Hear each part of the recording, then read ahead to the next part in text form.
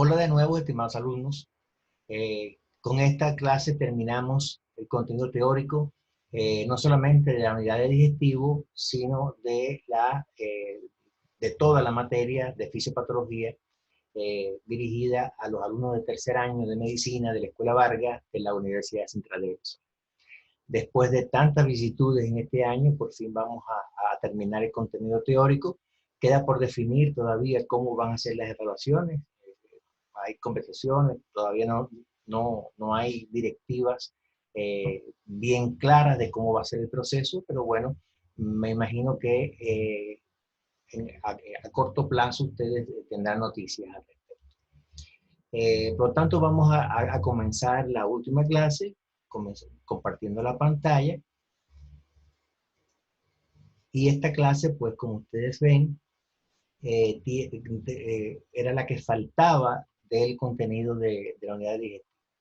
Hepatopatía alcohólica, fisiopatología y complicaciones para ejemplificar de alguna forma las alteraciones del hígado. Ya ustedes me conocen de la unidad de hemático, luego no me tengo que presentar mucho más.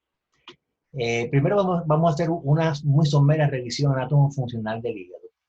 Desde el punto de vista histológico se dice que la unidad estructural del hígado es el lobulillo hepático, que es el segmento de tejido hepático que está enmarcado por varios espacios porta, compuesto por sinusoides hepáticas y canalículos biliares, que drenan el flujo de sangre hacia una vena central, que es una precursora, por así decirlo, o una tributaria de las arterias hepáticas, de las arterias suprahepáticas. En cambio, desde el punto de vista funcional, el enfoque es un poquitico diferente, puesto que desde el punto de vista funcional se define el ácido hepático como la unidad funcional del hígado.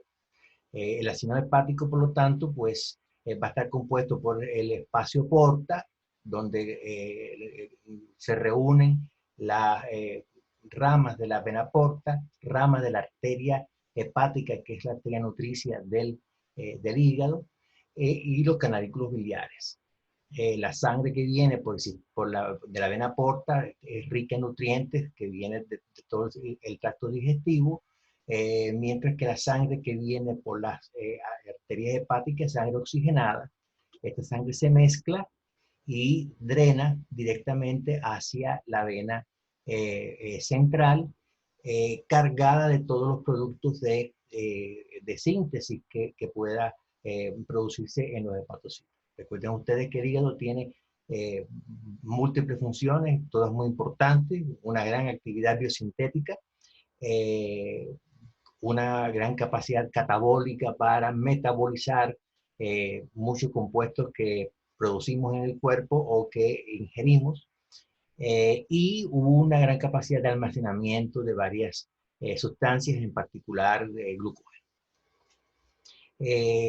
Recuerden que la bilis es producto de secreción de los hepatocitos y drena en contracorriente al flujo de la sangre. La sangre va desde el espacio porta hacia la vena central, mientras que la bilis fluye hacia el espacio porta, donde están los colectores biliares que van a formar los conductos biliares hepáticos. De todas formas, también hay algún aspecto que tenemos que mencionar. Los sinusoides hepáticos pues están formados por sus células endoteliales, que tienen uniones que son muy laxas, y entre los cordones de hepatocitos y los sinusoides hepáticos hay una matriz extracelular de baja densidad, que es el llamado espacio de Dice, donde podemos ver las llamadas células estrelladas o células de Ito. Por otra parte, dentro de los capilares, pues existen las células de Kupffer, que son los macrófagos que les corresponde al hígado, por decirlo de alguna forma. Si vamos a observar las posibles trastornos que pueden haber en el hígado, son las llamadas hepatopatías, hay toda una gran variedad. Son múltiples las causas de hepatopatía. Pero ellas se pueden resumir en tres tipos, o sea, se destacan tres tipos básicos como patrones. En primer lugar, una enfermedad hepatocelular donde predomina la lesión, la inflamación y la necrosis hepática, cuyo ejemplo principal son las hepatitis virales. Las hepatitis virales y también la hepatopatía alcohólica, o sea, el trastorno hepático vinculado a la ingestión de alcohol. Hay otro patrón que son las enfermedades colestásicas, donde predomina la inhibición del flujo biliar, que está representado por los llamados síndromes colestásicos. Hay varios, ustedes los pueden ver ahí en la tabla. Y un patrón mixto donde concomitan los signos de daño hepatocelular con los de colestasia. Ahí destacan en particular, además de las propias hepatitis virales, pues la hepatopatía inducida por fármacos. Todas ellas tienen síntomas comunes, como es ictericia y prurito, astenia y anorexia, dolor en el hipocondrio derecho, náuseas, vómito y eventual hemorragia intestinal. De todas estas múltiples alteraciones hepáticas, vamos a centrar el estudio en la hepatopatía alcohólica porque muestra una secuencia, una evolución bien coherente en su curso. Por lo tanto, si vamos a hablar de la hepatopatía alcohólica, tenemos que hablar en primer lugar del alcoholismo primario. El alcoholismo primario es una enfermedad crónica que se caracteriza por una ingestión excesiva, repetitiva y sostenida de alcohol, etanol, en una extensión que interfiere con la salud del paciente, sus relaciones interpersonales y sus medios de vida. En este caso tenemos que considerar dos aspectos, o sea, el concepto de abuso contra el concepto de dependencia. Se define como abuso a un patrón repetitivo de consumo que afecta la salud y las actividades sociales, familiares o laborales, y la dependencia consiste en la búsqueda de alcohol a pesar de sus consecuencias. En los pacientes que tienen dependencia alcohólica, pues con frecuencia ocurre un mejor funcionamiento cognitivo con alcohol que sin él. Hay un cuestionario, que es el cuestionario Gage, que nos es útil para definir si existen ya indicios de abuso o de dependencia. Gage sale de las siglas en inglés de CUT. La pregunta es, ¿ha sentido alguna vez la necesidad de beber? La A para le ha irritado, annoyed en inglés, las críticas de personas acerca de su modo de beber. La G se ha sentido culpable, guilty, o mal alguna vez por lo que bebe. Y E ha tenido necesidad de tomar una copa, levantarse para calmar los nervios o quitarse la resaca. En inglés, eye opener. Si concurren, si hay por lo menos una respuesta afirmativa de estas cuatro, ya debe despertar sospecha de que hay problemas con el alcohol de algún tipo.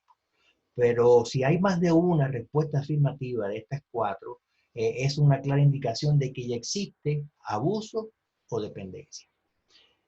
Por lo demás, este tipo de trastorno, el alcoholismo primario, es muy frecuente en nuestro medio. En Estados Unidos, por ejemplo, el 70% de la población adulta de Estados Unidos bebe algo así entre comillas, algo que puede ser muy poquito o algo que puede ser mucho. Pero lo que más preocupa es que el 20% de los adolescentes ya consumen alcohol. El consumo promedio es de alrededor de 11 y 15 gramos diarios, y en la hepatopatía alcohólica, cuando ya hay una afectación hepática vinculada al consumo de alcohol, 1 o 2 copas diarias en mujeres es suficiente como para producir una hepatopatía alcohólica. En cambio, en los hombres puede ser un poquito más, de 2 a 3 copas diarias en el hombre serían necesarias para que en el tiempo se desarrollara una hepatopatía alcohólica. En la incidencia también concurren factores genéticos. Se ha visto de que el 20% de los hijos de alcohólicos también lo son, y mientras que 5% de los hijos de no alcohólicos lo son. Comparen 20% con 5%. Quiere decir que algo genético debe estar condicionando la susceptibilidad para desarrollar o abuso o dependencia alcohólica. Por otra parte, se ha visto también que hay 2 veces más concordancia de alcoholismo en gemelos monocigóticos que en los discípulos. El efecto del alcohol sobre el sistema nervioso pues va a depender evidentemente de la dosis, porque vamos a ver qué efectos puede producir sobre la conciencia. 30 miligramos por decilitro apenas produce ya euforia ligera. 50 miligramos por decilitro ya produce incoordinación moderada. 100 ya produce ataxia.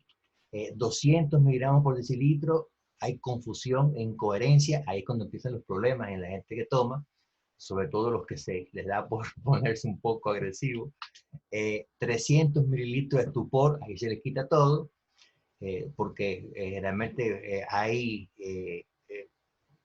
confusión y depresión del sistema nervioso bastante marcada. Ya con 400 miligramos por decilitro se produce anestesia profunda que puede evolucionar al coma y puede evolucionar a la muerte. Quiere decir que en una intoxicación alcohólica aguda, si la ingestión de alcohol es masiva, es muy importante, pues el paciente puede inclusive morir. Vean ustedes la magnitud del problema. Decíamos que los efectos dependen de la dosis. ¿Por qué razón?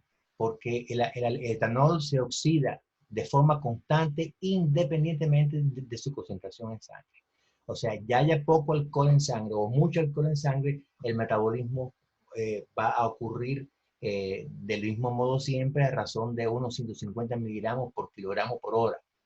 Si uno calcula una ingestión de unos 11 gramos al día, pues el organismo, para una persona de 70 kilos, por ejemplo, pues tomaría una hora metabolizar todos esos 11 gramos. Y fíjense que la ingesta promedio pues, puede ser mucho más que eso. El etanol se oxida a acetaldehído, generalmente en el citosol, y participa en esa oxidación la deshidrogenasa alcohólica a través del compuesto NAD que es utilizado en la mitocondria para la síntesis de ATP.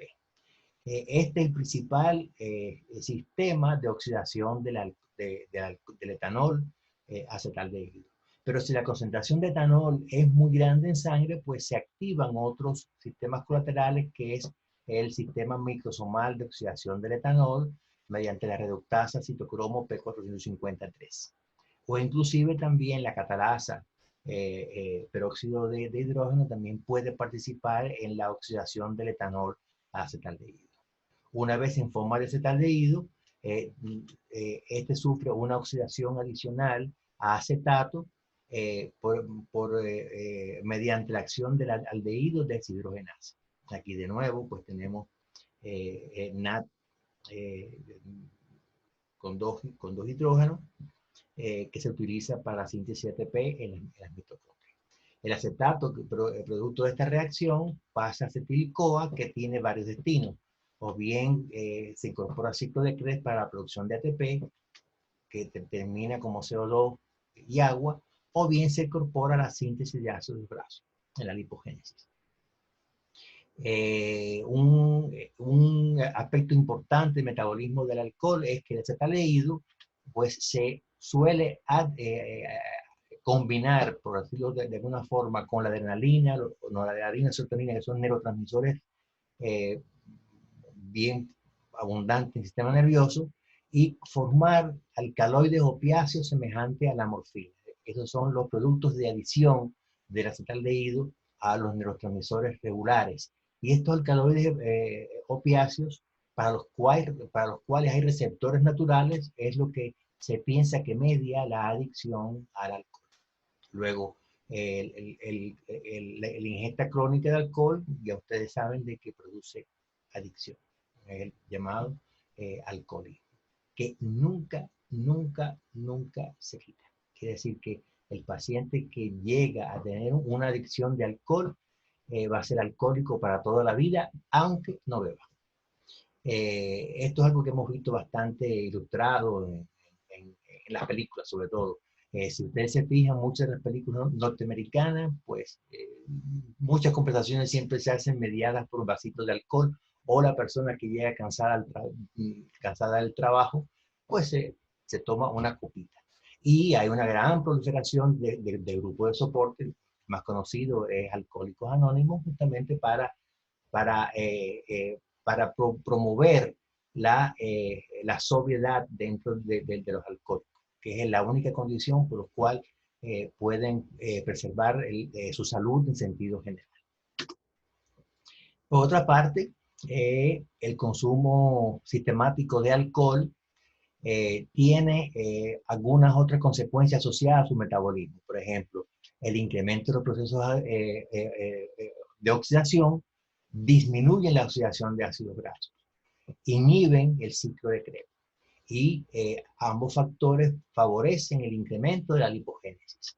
Por otra parte, el etanol pues inhibe al receptor activado del peroxisoma proliferador, o sea, alfa, o sea, el PEPAR-alfa, inhibe la AMP-sinasa y inhibe también la proliferación de la proteína 1, fijadora del elemento regulador del esterol, y todo ello también favorece la lipogénesis. Un incremento importante de la lipogénesis pues trae como consecuencia un incremento de almacenamiento de lípidos en el hígado, y esto es lo que se conoce con el nombre de estatosis hepática. La estatosis hepática, por lo tanto, es el resultado del incremento sostenido de la lipogénesis derivada del consumo del alcohol. Por otra parte, también el etanol en los hepatocitos, pues mediante la acción del citocromo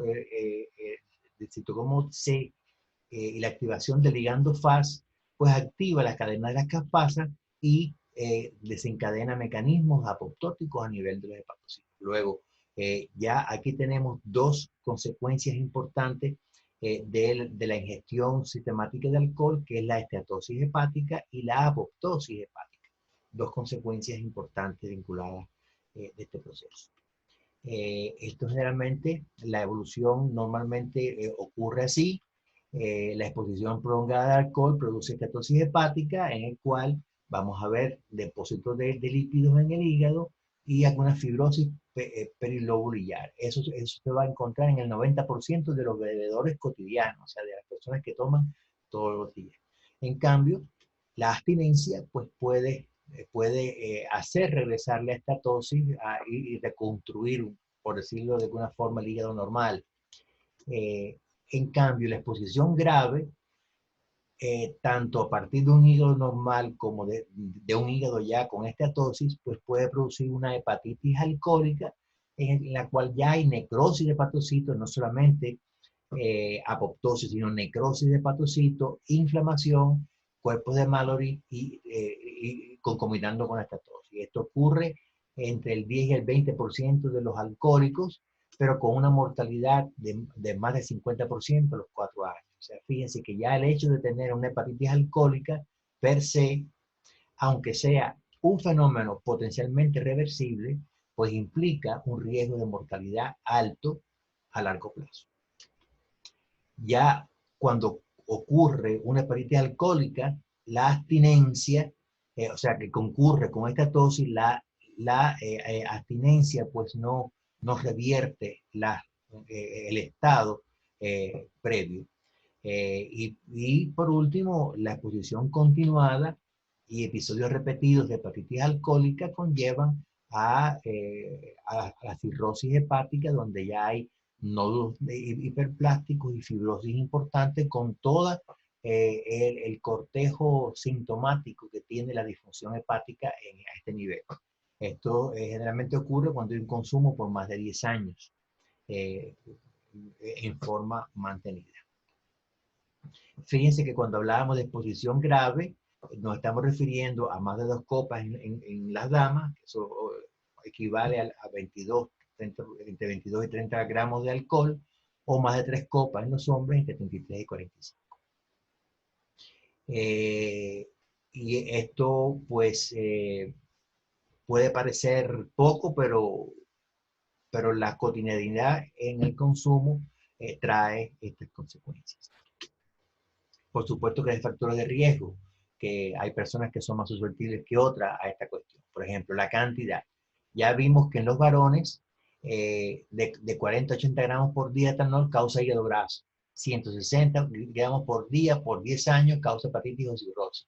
y solo el 5% de los alcohólicos desarrolla una hepatitis. El 15% de alcohólicos desarrolla una hepatitis alcohólica.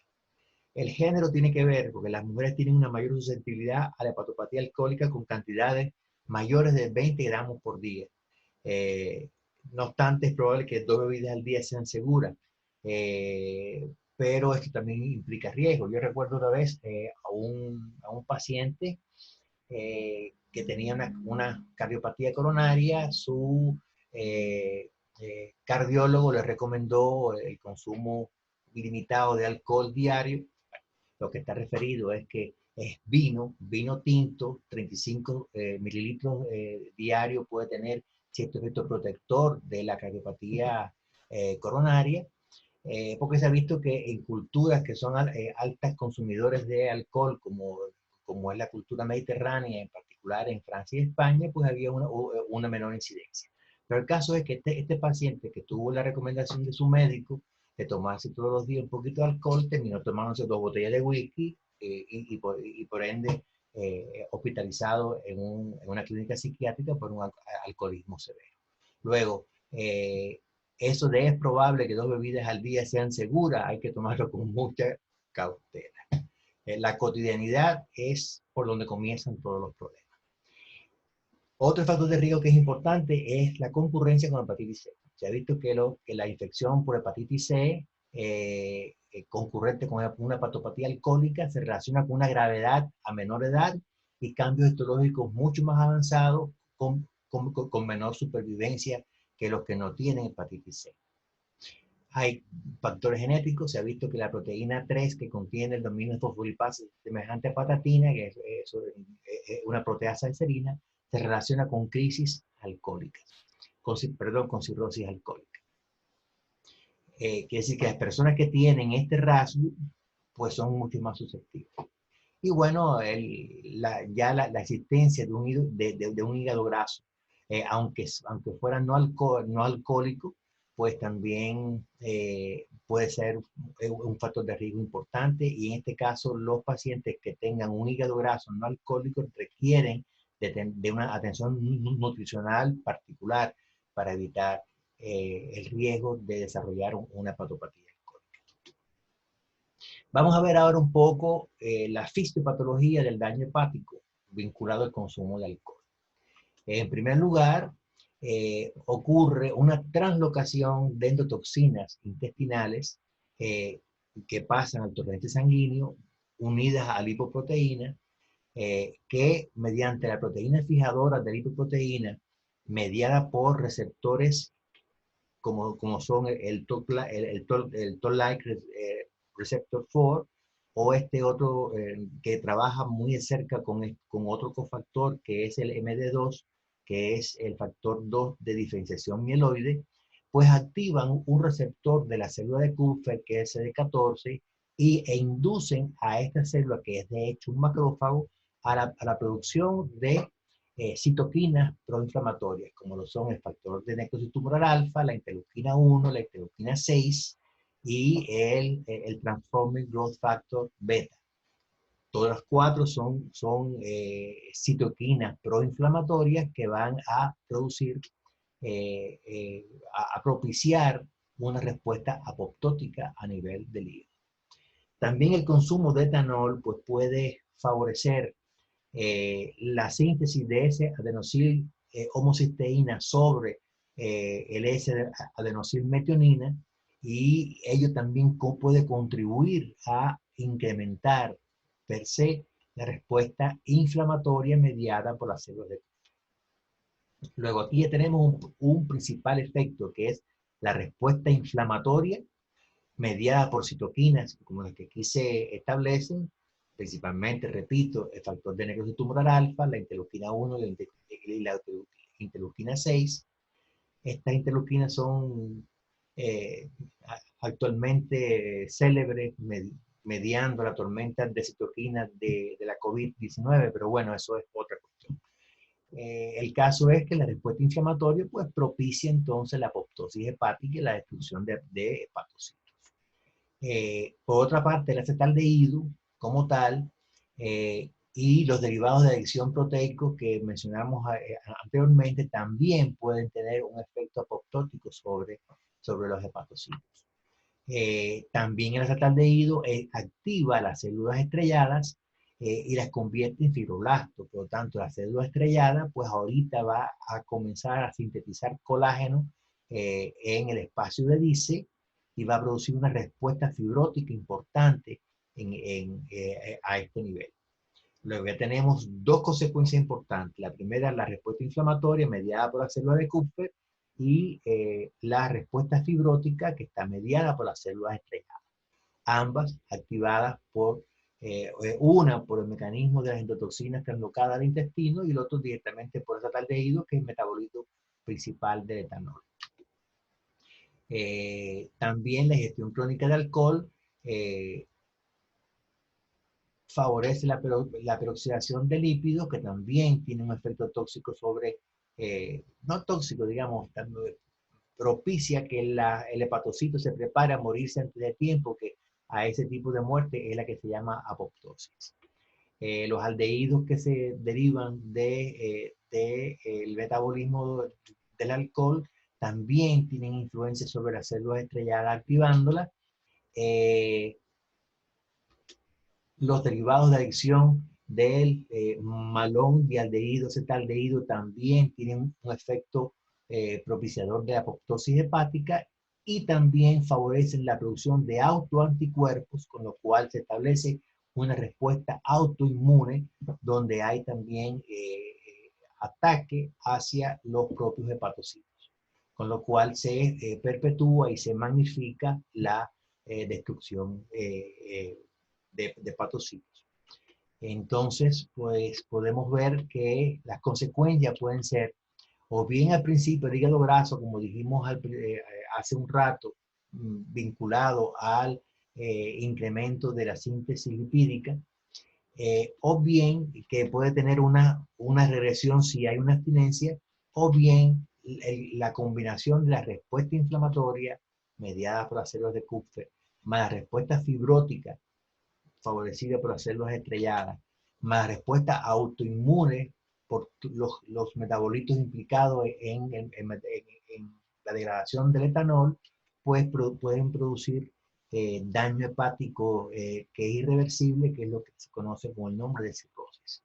Un trastorno estructural del hígado con nódulos de regeneración, con bandas de fibrosis y con un trastorno funcional importante para el organismo. La consecuencia a largo plazo, por lo tanto, es, si partimos del hígado normal, sería en primer lugar, como dijimos, el hígado graso, y después la hepatitis alcohólica. Ahí se ven los cuerpos de Mallory, un poco más rojitos. Y por último, la cirrosis, que puede ser macronodular o micronodular, como se ven en estas láminas.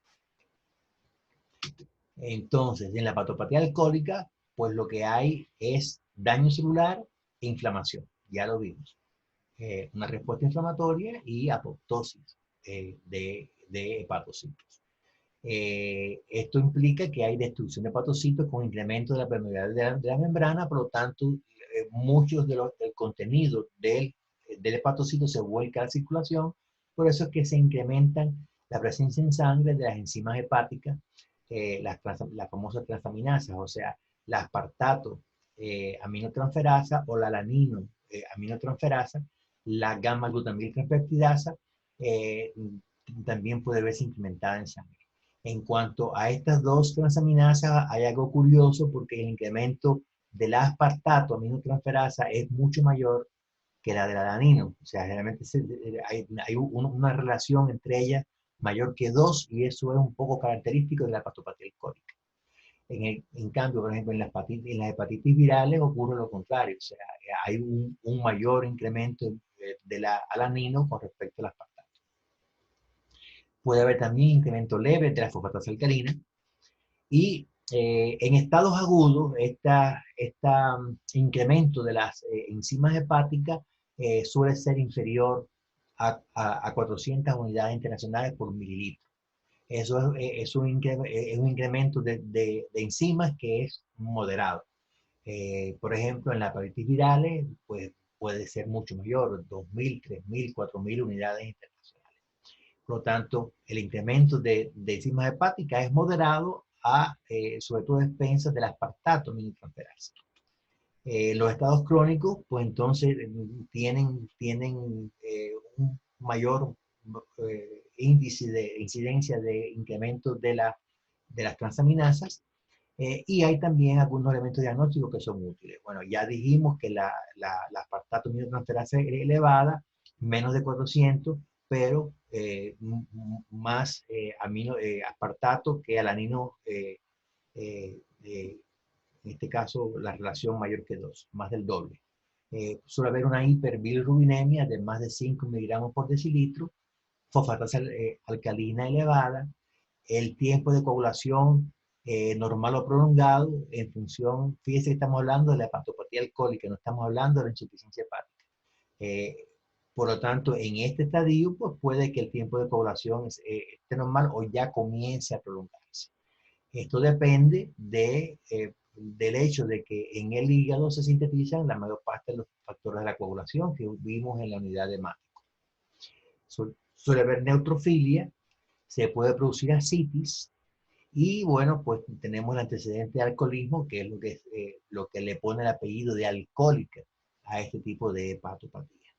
Hay una reacción discriminante, una ecuación discriminante que dice que 4.6 por el tiempo de protrombina en segundo, más la bilirrubina en miligramos por decilitro. Si esa expresión es mayor que 32, esto implica un pobre pronóstico para la hepatopatía alcohólica de largo plazo. La abstinencia, por lo tanto, es la piedra angular para la recuperación. Ya cuando llegamos al estadio de cirrosis, pues ya hay otras perspectivas que no son muy halagüeñas para el paciente. La cirrosis ocurre ya como resultado de la cronicidad de la hepatopatía alcohólica principalmente, con necrosis y apoptosis de los hepatocitos, fibrosis perisinusoidal o por cicatrización de áreas hipóxicas, a lo que sigue la formación de nódulos de regeneración y distorsión de la función hepática. En ellos concurren, como dijimos hace un rato, el daño celular e inflamación, produce nuevas interacciones entre las células y los mediadores y la matriz extracelular que conllevan a la pérdida irreversible de la formación posicional de la matriz, quiere decir cómo está estructurado el tejido hepático en condiciones normales, y ya al final la regeneración distorsionada de la matriz extracelular con alteración de los gradientes circulatorios y la alteración metabólica y biosintética, quiere decir con insuficiencia hepática, pues es lo que ocurre en la cirrosis, donde concurre fibrosis y una regeneración anómala con insuficiencia hepática. Es lo que caracteriza justamente la cirrosis hepática. Hay varias formas clínicas de cirrosis hepática donde descuella pues, la producida por el alcohol, que es la que nos ocupa, que es la llamada cirrosis de la ENEC. Las hepatitis virales crónicas, sobre todo la hepatitis B y la C, que tienden a cronificarse muchísimo, pues son una causa importante de cirrosis. Recuerden ustedes el vínculo que había de la hepatitis C como factor de riesgo, como agravante de la hepatopatía alcohólica. Hay hepatitis autoinmunes, perdón, déjenme regresar un poco. Hay hepatitis autoinmunes, está la cirrosis biliar, la cirrosis cardíaca, y en el Harrison ustedes pueden ver las características particulares de toda esta forma de cirrosis. Nosotros, como dijimos, nos vamos a centrar en la hepatitis alcohólica. Recordar un ejemplito de la estructura normal de los hepatocitos con respecto a los sinusoides, como consecuencia del consumo de etanol ocurren varias cuestiones. En primer lugar, los hepatocitos pierden sus microgliosidades, quiere decir que las capacidades absortivas van a estar limitadas. La absorción de los nutrientes que vienen en la sangre o de los metabolitos que vienen en la sangre, que deben ser inactivados a nivel del hígado. A nivel del espacio de Dice, dijimos que las células estrelladas se convertían en fibroblastos y producían una fibrosis del espacio de Dice. Las células del endotelio que tapizan los sinusoides hepáticos, pues pierden las penetraciones, producen uniones estrechas entre sí, y la célula de Kupffer se activa y empieza a producir citoquinas proinflamatorias. La pérdida de las penetraciones de los células endoteliales y la fibrosis del espacio de Dice muy cercana a los sinusoides le confieren un cierto grado de rigidez a los sinusoides que se le denomina capilarización de los sinusoides. Entonces, ya en el caso de la cirrosis hepática, pues podemos ver varias cuestiones. En primer lugar, ya hay la función hepática fleja, o sea, hay alteraciones de la función hepática. Dentro de la función hepática, pues podemos ver trastornos mentales que pueden llegar hasta el coma. Puede verse ictericia importante por la hiperbilirrubinemia, pues puede haber el daño hepático que conforma la cirrosis, puede verse la formación de ascitis o también anemia. Recuerden ustedes de que en el hígado se sintetiza la trombopoietina, que es un factor estimulante para todas las líneas celulares de la sangre, no solamente para los glóbulos rojos, sino también para la serie mieloide. Por lo tanto, puede haber una anemia importante vinculada a la disfunción hepática. Puede haber también hemorragia, porque recuerden ustedes que la síntesis de factores de coagulación pues, también ocurre dentro en el hígado. Y puede haber edemas periféricos vinculadas a la hipoproteinemia, en particular a la disminución de la albúmina sanguínea, que también se sintetiza a nivel hepático. Por otra parte, pues puede haber hiperestrenismo, o sea, el metabolismo de las hormonas esteroideas se altera y en el hombre en particular, pues puede haber la aparición de los nemos en forma de araña, la alopecia pectoral, ginecomastia, puede haber también la alteración de la distribución del vello púbico, también del vello corporal, atrofia testicular en los hombres, o puede haber trastornos menstruales importantes en la hipertensión portal. La hipertensión portal pues tiene consecuencias varias. Una es la hipertensión portal per se, que puede producir varices esofágicas que pueden romperse y sangrar, una esplenomegalia, el vaso crece y se hace friable, las varices en forma de cabeza de medusa periumbilicales, la propia ascitis y los edemas en miembros inferiores. Por otra parte, el hiperesplenismo es una consecuencia también directa de hipertensión portal, y eso también puede contribuir a la anemia mediante la destrucción activa por parte del vaso, tanto del glóbulo rojo como de otras células de la sangre. Ya hablamos del hiperesplenismo. Y puede también haber un trastorno renal funcional vinculado a la cirrosis hepática, de cual hablaremos en un momento. Y por último también pues los trastornos mentales, cerebrales, producidos por insuficiencia hepática, pueden llegar a ser de tal magnitud que ocurra la llamada encefalopatía hepática. Vamos a ver entonces que la insuficiencia hepática va a producir trastornos en las funciones de síntesis y almacenamiento hepático. Por ejemplo, en lo relativo a la glucosa va a producir hipoglicemia. En cuanto a las proteínas, va a producir hipoalbuminemia, que determina la aparición de edemas en miembros inferiores de la ascitis. También la disminución de la síntesis proteica, pues disminuye la producción de factores de coagulación, como les dije, y eso favorece la hemorragia. El almacenamiento del colesterol asociado a lipoproteínas se afecta, por lo tanto hay reducción del colesterol. la producción de sales biliares disminuye, con lo cual disminuye la absorción de grasas. Y en el caso de la disminución de la absorción de grasa, eso puede producir deficiencias de vitaminas liposolubles, y en particular la de vitamina K también puede concurrir a las hemorragias, como también vimos en hemático. Y por supuesto, la disminución de absorción de grasa pues va a producir esa grasa, que es el menor de los problemas, diría yo. Las alteraciones de la función metabólica y excretora por parte del hígado, pues en cuanto a los aminoácidos, hay una disminución de la conversión de amoníaco en urea. Fíjense, porque esto es un factor frecuente de confusión. O sea, en el hígado es que se produce la conversión de urea en amoníaco. O sea, de amoníaco en urea. Quiere decir que la urea no se incrementa en la insuficiencia hepática. Cuando hay incremento de la urea en sangre, tiene que ver con las funciones excretoras renales más que la disfunción hepática. Por el contrario, la producción de urea se va a afectar al disminuir la conversión de amoníaco en urea. Por lo tanto, el incremento de amoníaco pues, puede ser un factor que favorezca la encefalopatía, aunque actualmente pues, se le ha restado un poco de valor a esa cuestión.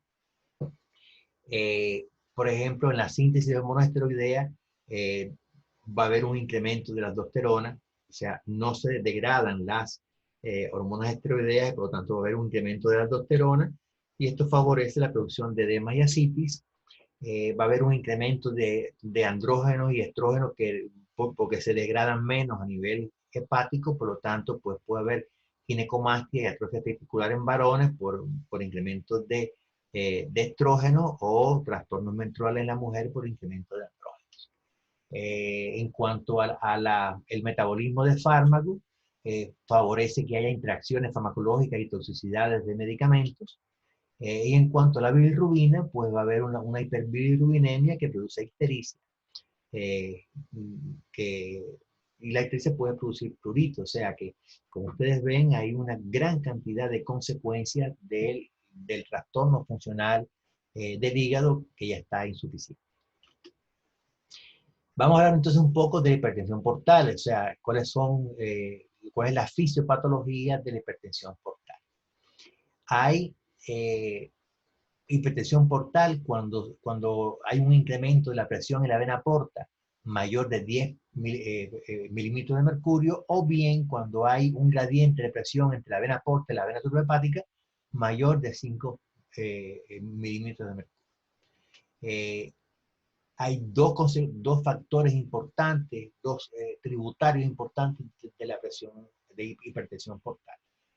Por una parte, hay un incremento de la resistencia intrahepática, que concurre con un incremento del flujo portal. Tanto el incremento de la resistencia hepática como del flujo portal, el volumen de sangre que se alberga dentro del sistema porta, pues va a producir una hipertensión portal. En este caso, el incremento de resistencia intrahepática pues tiene dos componentes. O sea, no solamente va a haber incrementos de resistencias fijas, que está dada por la compresión sinusoidal, por la inflamación, o la propia rigidez sinusoidal por la fibrosis que ocurre, sino también algunas resistencias variables que están mediadas por las células estrelladas, por las células de Ito, que son susceptibles a estímulos adrenérgicos, a la endotelina, a la angiotensina 2, al tromboxano A2, o al déficit de óxido nítrico que concurre en estos pacientes, como veremos a continuación.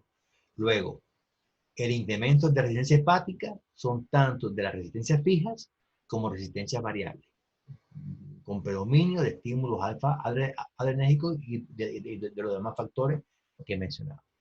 A su vez, el flujo portal está dado porque existe una vasodilatación arteriolar esplácnica. Fíjense que esplácnica no es esplénica. Esplénica es relativo al vaso. Esplácnica es relativo a todas las vísceras de la cavidad abdominal. Quiere decir que en todas las vísceras de la capacidad abdominal va a haber una vasodilatación arteriolar. Y esto pues va a producir la apertura de colaterales portocava y portosistémica, con un incremento del flujo de sangre al sistema portal. Esto a su vez también determina una circulación sistémica hipersinétrica que también favorece el flujo el incremento del flujo portal. Fíjense, no solamente el caudal, sino la dinámica de la circulación. Son dos factores que favorecen el incremento del flujo.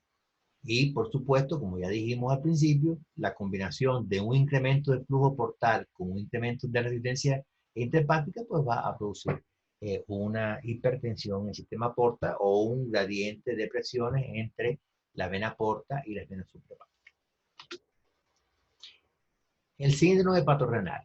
En el caso del síndrome hepatorenal, hay que definir bien sus características. Por ejemplo, hablamos de síndrome hepatorenal cuando concurre una insuficiencia renal funcional, hay una insuficiencia renal que es de tipo prerrenal, con una función tubular normal. Quiere decir que insuficiencia renal funcional, que generalmente es prerrenal, vinculada a una función tubular normal con una insuficiencia hepática. La combinación de esos tres factores es lo que determina el síndrome hepatorenal, que es un síndrome que es muy ominoso cuando aparece en un paciente. La aparición del síndrome hepatorenal es muy difícil de compensar y prácticamente solamente el trasplante hepático pues, puede compensarlo bien. Este síndrome se produce porque existe una vasoconstricción renal intensa, que es lo que determina la insuficiencia renal funcional. Por eso decimos que es una insuficiencia renal de tipo prerrenal, como ustedes vieron en la unidad de renal. Esta vasoconstricción renal intensa no está muy claro por qué ocurre.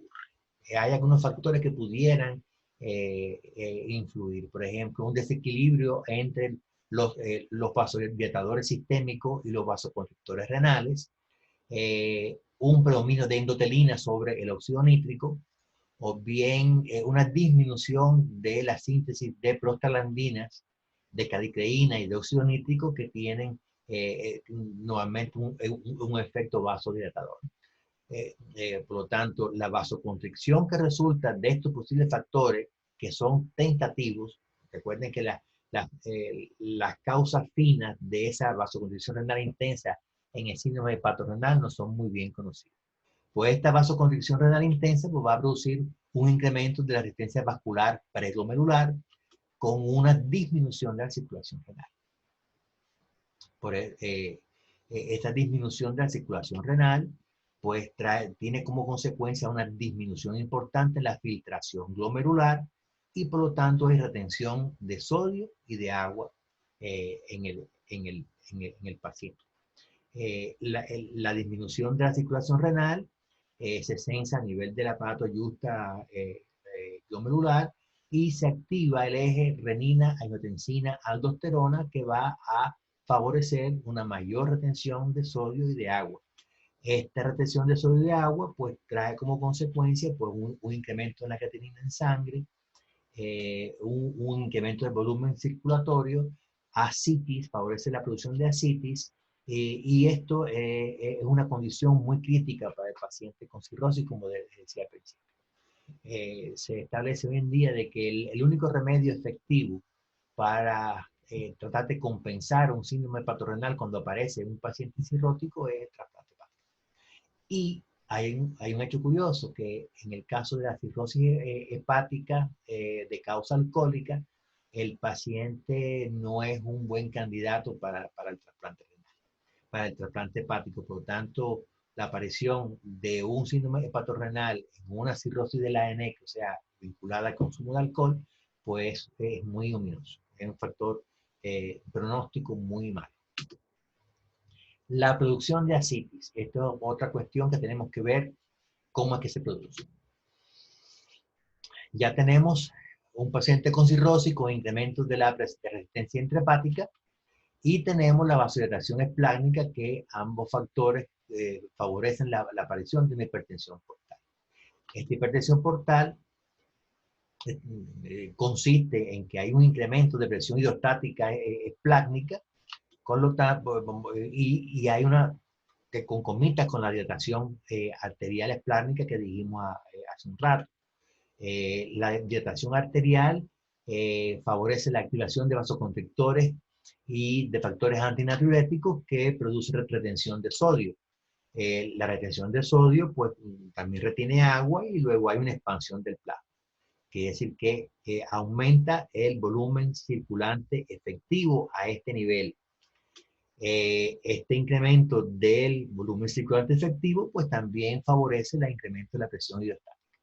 O sea, luego es un circuito que se retroalimenta positivamente.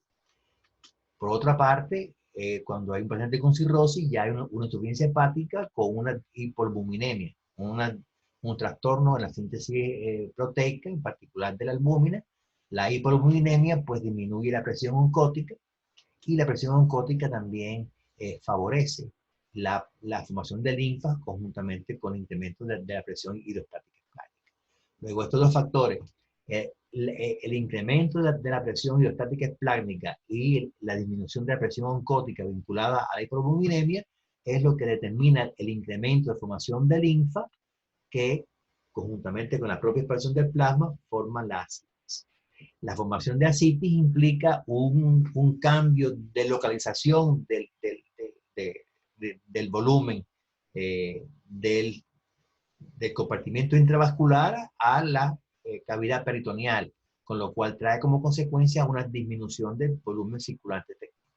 Aunque había una expansión de plasma, como se empieza a formar ascitis, pues entonces se secuestra esa agua, para decirlo de alguna forma, en la cavidad peritoneal, por lo tanto se les resta volumen a la circulación, una disminución del volumen circulante efectivo. Y ya ustedes saben cuáles son las consecuencias de la disminución del volumen circulante efectivo que viene en el cardiovascular, puesto que produce una activación de vasoconstrictores y de factores antinatriuréticos que aumentan la retención de sodio y de agua, que aumentan la presión del plasma y favorecen todavía mucho más la formación de ascitis por el incremento de la presión hidrostática esplánica.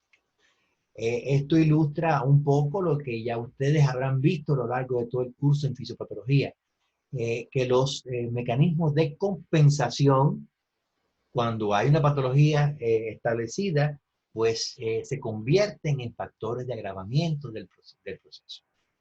Luego, si no se toman medidas en algunas de las fuentes del problema, pues la formación de ascitis puede estar secuestrando continuamente volumen circulante en la cavidad peritoneal. Por último, vamos a ver un poco de la encefalopatía metabólica.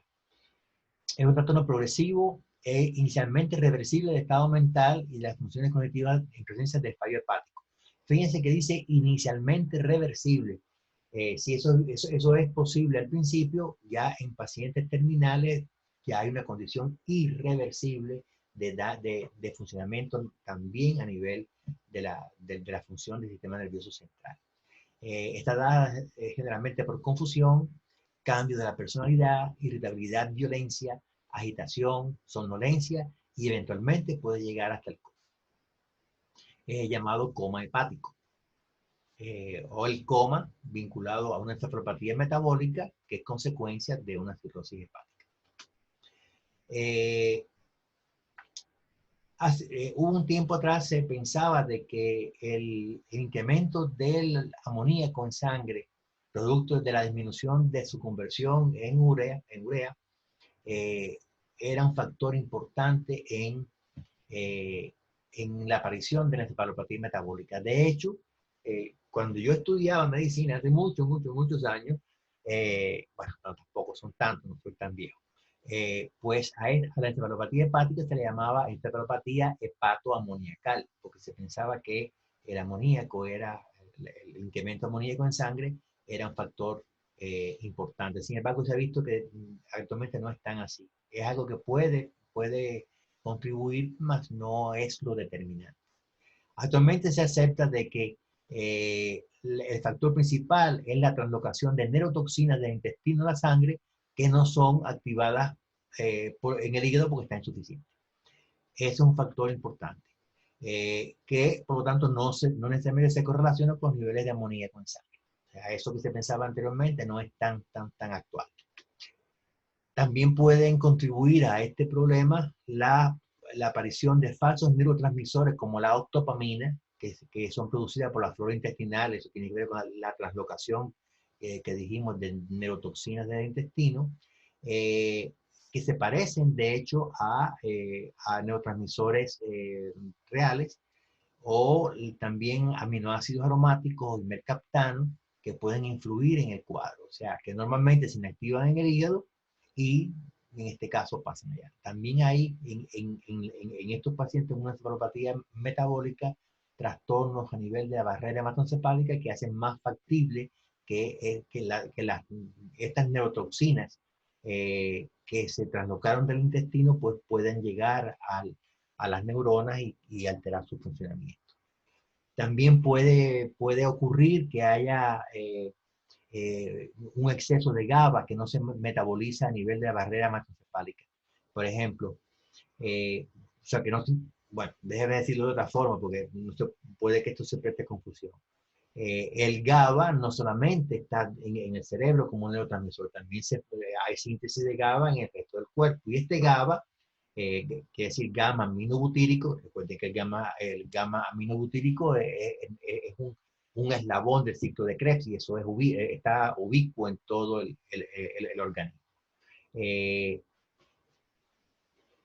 Pero el GABA que se metaboliza también en el hígado, en un hígado insuficiente, pues puede dar lugar a exceso de GABA no metabolizado que pase a través de la barrera hematoencefálica, que no se piensa de que quizás por transporte extracapilar de vesícula o la apertura de uniones herméticas a nivel de la barrera, y haber predominio cerebral de eventos inhibitorios sobre los excitatorios, y eso es lo que puede producir la depresión del sistema nervioso central con confusión, sobre todo con confusión, cambio de personalidad, somnolencia y eventualmente coma.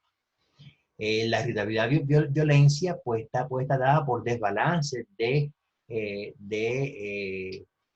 factores excitatorios inhibitorios a nivel de las neuronas cerebrales. Por lo tanto, la encefalopatía metabólica es una consecuencia de la propia disfunción hepática, que ocurre ya en estadios terminales en forma irreversible, en estadios terminales de la cirrosis hepática. Al principio puede revertir, pero en estados ya terminales, como le decía hace un rato, pues la posibilidad de reversibilidad de este trastorno ya es muy limitada.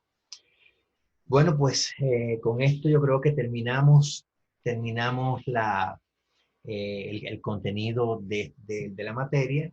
Faltaba decirle de que todo este trastorno de funciones del sistema nervioso se puede agravar por otras cosas que concurren, que es el sangramiento digestivo alto o la hipoperfusión cerebral, la anemia, la deshidratación y el desequilibrio electrolítico. Eso faltaba decirle para terminar con esta lámina.